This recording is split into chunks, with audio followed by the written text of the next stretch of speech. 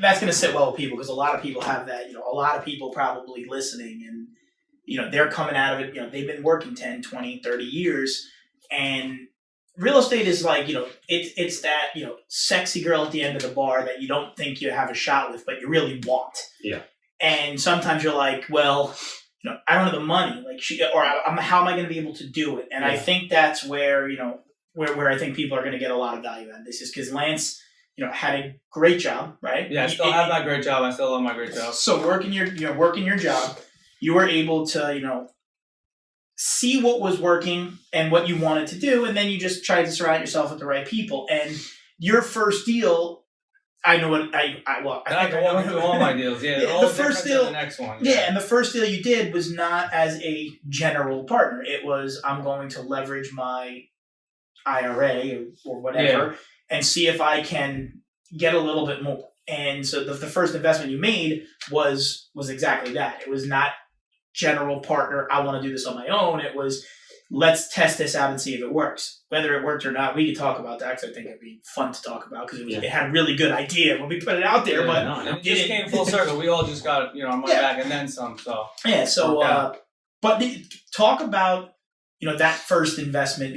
What some of the challenges or the hurdles or why you did it or what made you make that decision? Because I know you went to that background and why real estate was attractive, but what are those some hurdles that I think everyone has? Yeah. How are you able to get over some of that? And maybe it's one or two. It doesn't have to be everyone because I know the list can be nonstop. But what was one or two of the biggest hurdles that when we finally met, how we met, and how did we get you over that hurdle? And anyone listening could hopefully use that the same way. Yeah, so there's definitely tons of hurdles. I'll agree with you on that. Whether it's on the LP or GP side, and with real estate, it's all about pushing through.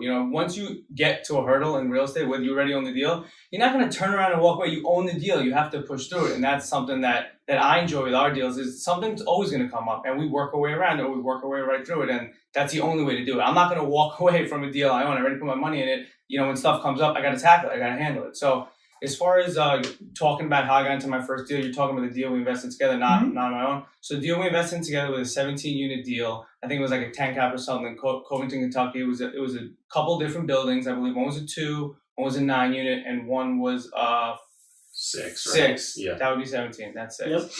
So that was the first deal we got in, and basically, we got a chance to look at the underwriting file, the PPM. We did our own research on the area because we kind of wanted to scale a bit. And I think it was even before or after that deal, we got a list of numbers. We were calling owners, trying to source more deals. But as far as what got me over the hump, a friend of mine, Anthony, who invested in the first 8-unit deal with you guys, he was showing me some of the numbers. And I was just looking at it like, wow. Well, that one I think was bought all cash.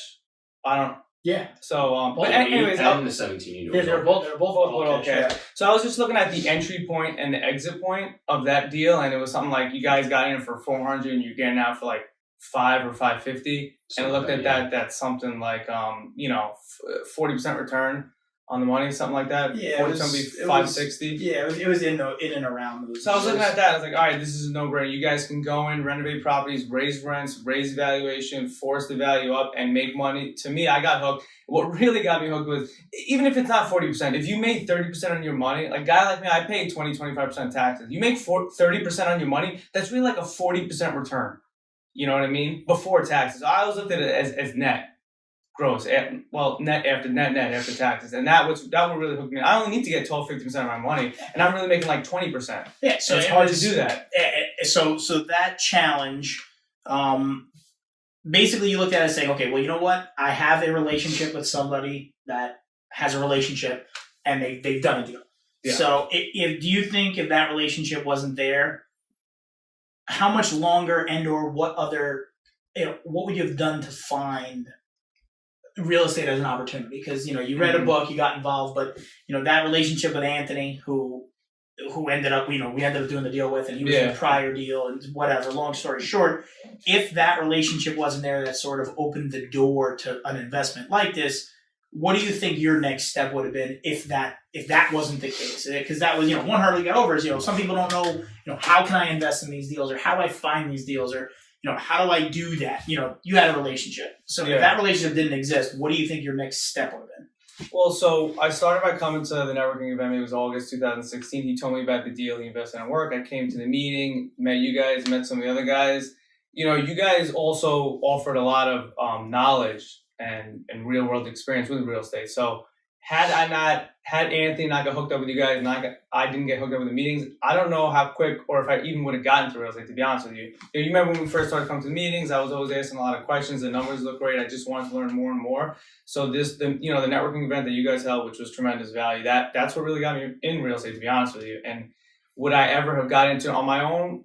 Probably, but who knows? I don't know. No, so no, so what I'm hearing and the value that I think people can take out. I say this all the time. If you want to do real estate, whether you want to be a GP, an LP, you want to be, quasi both, sign on balance sheets, put money in, do the physical day to day, the thing you have to do is expose yourself to it. Yeah. So if you don't expose yourself to it, none of that stuff is going to happen. And one of the major hurdles that most people have, not only from an investor side, because Lance went full circle. I mean, it was knowing nothing, educating, investing passively, to very shortly thereafter buying deals actively while he still has a full-time job. So that's a transition that I think everyone wants.